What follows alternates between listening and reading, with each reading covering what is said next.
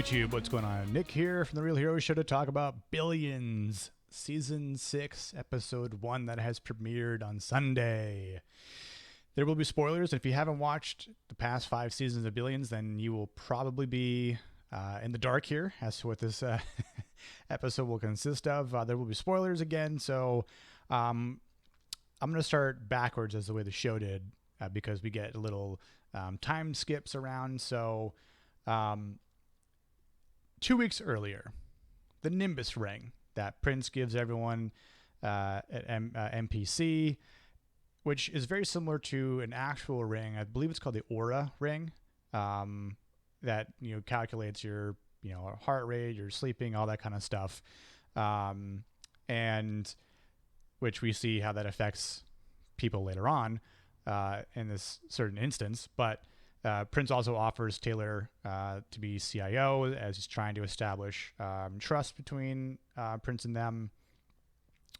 Chuck confronts the guy with the cannons, who is Mr. Revere, and this Revere gives this whole story about these were the cannons that were fired against the Redcoats, from the Revolutionary War sort of spiel, and and as Chuck being sophisticated and well-knowing and well-versed in all that, he's just sort of like, yeah, cool, but it's a lot of racket. And the ordnance from this artillery is just a little bit too much.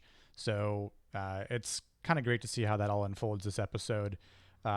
Prince also plans to make Wags quit because he doesn't want to buy him out for $80 million that, Axe laid as a bouncing Betty in his contract.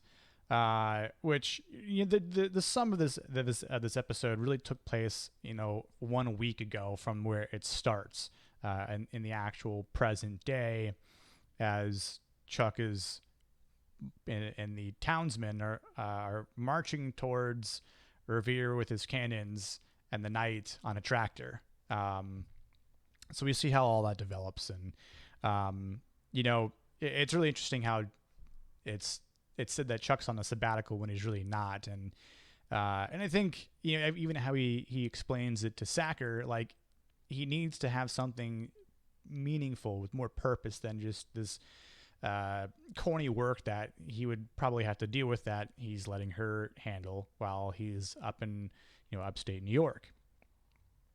I think some of the bigger points for this season are to see how Prince as taking the throne from Axe Cap and making it his own, how it really all develops, how he manages this team that he's accumulated, the relationship between Prince and his employees, Wendy, Wags, and Chuck as well. For the sake of what Chuck really has to go through, meaning up in upstate New York, where he tries to visit the mayor. The mayor kind of just gives him some details about it, but then he goes to the bar and speaks with the other town folk there, and they're mum at first, but then he gets what he needs to know is some information that he buys indulgences, Mr. Revere does, but he pays in cash, and it's like, hey, firefighters need a new ladder, boom, I gotcha, whatever it happens to be. I thought one of the hilarious parts of this episode was when Chuck releases the river, and the flood goes and affects Revere's artillery, his rounds, right? His where he keeps his armory, his extra shells and whatnot, and that somehow has something to do with Mr. Prince, because Revere just happens to be an investor. A capital investor for Mike Prince. So really, really interesting there to see how it's all connected. And there's this theme with this episode, learning to live with it. And I feel like that's such a bullshit phrase to tell someone, because learn to live with it, especially in these times. It's like, no, if you can do something about it, don't learn to live with it. Learn to fight it, or learn to find a way to make it better. And that's exactly what Chuck is very, very good at. And that's exactly what he does in this episode. He doesn't just learn to live with the Nords ordinances because everyone else did. Chuck's a leader. Chuck stepped out in front of the issue and led the entire town, found a way to do it. And yeah, sure, you could say, oh, well, Nick, he was kind of shady when he got, the Dreyfus, the habitat guy, to come in and support him because of the turtles and whatnot. Like, sure. But when has ever playing by the rules actually ever worked for some people in reality as well? So sometimes, yeah, you know what? I might have to cut a corner to just beat the game, right? Because that's essentially what Mr. Revere has done, especially being billionaires. And what does Chuck want to do? What is his aim point? What is his life's mission? Is to take down billionaires. He already took down Axe. He's probably going to take down Prince. He just gave it to Revere. So, listen, Chuck's not afraid of anything, as we know after 5 seasons. Maybe he's afraid of a couple things, but I digress. The interesting point too about that whole upstate New York thing is even when Prince tries to negotiate with them, and then the cannons go off, and it's like, there's your proof, Prince. Like, I'm not backing down from this. And then, which there's a nice connection where Chuck warns his father. He warns Rhodes Sr., hey, Dad, you might want to take your funds out of Prince Capital. And of course, his dad doesn't listen because his dad is very stubborn and naive when it comes to things. It's not going to take his son's advice here. And we'll get to that point in just a minute. But where Prince, is he's monitoring some sort of heart rate. Him and Scooter. I'm like, who the hell are they monitoring? Sure enough, it was Wags, which he gets. I was wondering. I even took my notes saying, did he really have a heart attack though? Then he comes in saying, I had a small heart attack, and I'm like, all right, well, I'll change my notes there. But he kind of looks at his hand and realizes it and puts 2 and 2 together. And then the whole story gets revealed there about it. But then the entire staff is just pissed off. And it's like, that's severing more trust than whatever trust was initially there between his staff and Prince.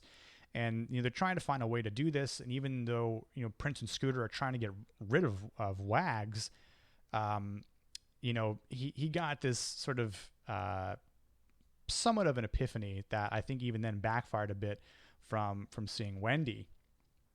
And, Wendy's always been good at, making you think at in a high level. And, it's worked for Axe in the past. And this time we actually see her get through to Prince and spark this thing in Prince's mind going, oh man, like, this is it. I got the idea. So even though he goes to Wags and he tries to, barter with Wags about offering him money, trying to compromise. And then Wags is like, no, maybe I don't want the money, but he needs this, right? He even says at the end of that conversation that he needs this. And when he brings Scooter into the room, and he's asking Scooter, what did you find out about everyone? And he's like, cool, you could get all that shit on LinkedIn. Here's what I know. And it just literally just hands it to him, combo after combo, left, right. And then he gives it to Prince right at the end as he walks out on them and saying, you need me just as much as I need you, or I need this place rather. And so, and then he goes upstairs to the conference room and gives, the old crew a bit of a wake up and pep talk. And which is really interesting to see. And then right after that, Scooter says, hey, we need everyone downstairs. And we see that there are the investors there, including Chuck Rhodes Sr., including Mr. Revere. And that was one hell of a deliverance, because you almost seem like, where's he going with this? Because he's not going to fire everyone, his staff members. Instead, he fires the investors, all but one, which I thought was really interesting. Not because he fired everyone, but for the one investor that he keeps, the head of the New York Fire Department, who Axe was really, really close with. And I believe was their first investor that Axe always tried to stay true and clean by.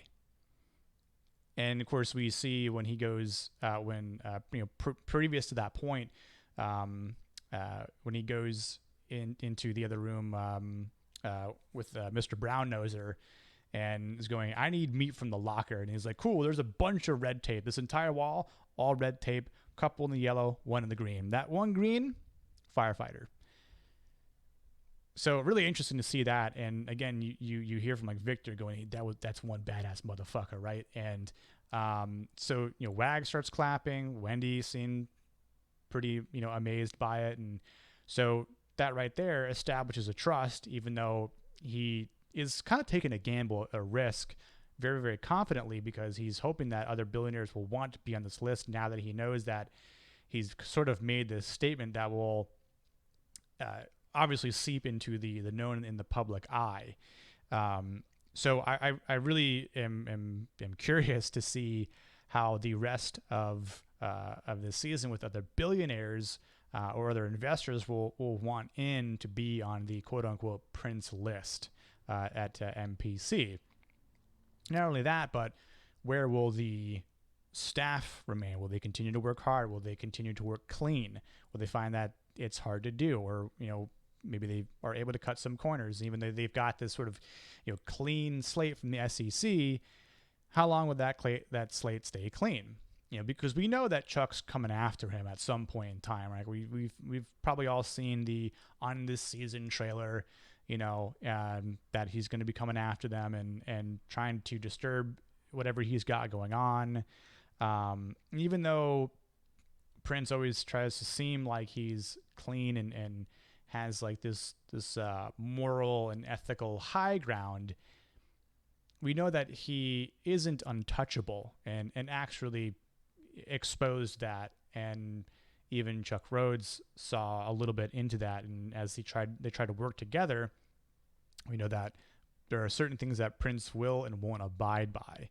So for the sake of what Chuck's going to do later on, especially in this episode where he's gotten through the lines, he broke the lines of this sort of war. We know that war is coming this season.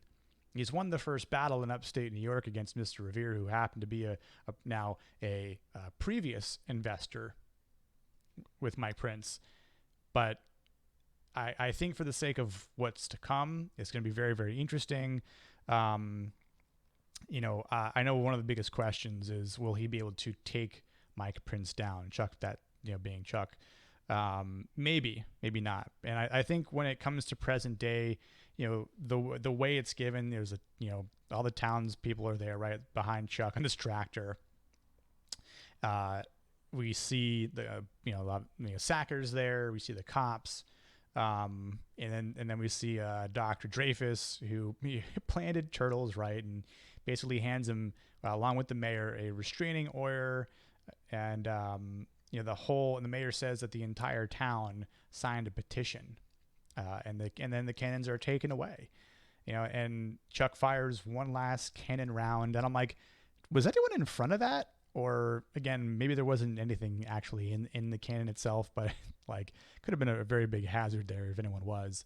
That's just kind of nonsense. So I think overall, again, pretty damn good first episode. It's establishing a lot between Mike Prince and his accumulated Axe Cap staff. I'm kind of wondering where Dollar Bill is, where McPhee is, and of course, will we even see Axe this season? I know that's kind of like the biggest questions. How can you have billions without Axe? Well, that's where we included Mike Prince in the previous season. So I think there's a lot that they could do without Axe, but I'm really curious to see if he'll come back at all. And I think to really make his story believable, to come back legitimately, and of course in the show even legally, there's got to be enough that can happen to where it makes sense. And I think if anything, the way it could make sense is if Chuck is in a crossroads, not necessarily backed into a corner, but he's in this moment where he realizes something needs to be done, and it can't be done without someone like Axe. And then maybe some sort of immunity deal is brokered, and that's basically how Axe comes back, but is limited to things of a certain extent. So again, it'd be really interesting. I'm not too sure how far, this season or this series might go. We're already done with, we have season 6. At this point in time, I haven't heard if we'll get anything past that, or how far the show runners are willing to go with this. I think as long as they keep telling, obviously, a great story, the characters are still interesting, and that there's enough, viewership and ratings are still good, then they might continue to go that length. I think if we don't see Axe this season, we might get him back for one more season, and then maybe the series ends. So I'm thinking 7 or 8 seasons total, and then the series is over. But nonetheless, I am really excited for this season. I will be reviewing every single episode here on this channel, so please tune in. Curious to see what other people think about this. Did you all enjoy this season 6 premiere? What did you like about it, and what didn't you like about it? Did you think it was not enough was really talked about? I think they did a good job with the sort of 2 weeks ago, 1 week ago to present day thing. I think they've always done a pretty good job in telling that type of story that kind of jumps around timeline wise. So, but I will respond to all the comments in the comment section below. So I will see you all on the next video, and I will see you all in the comment section below. So cheers, everyone.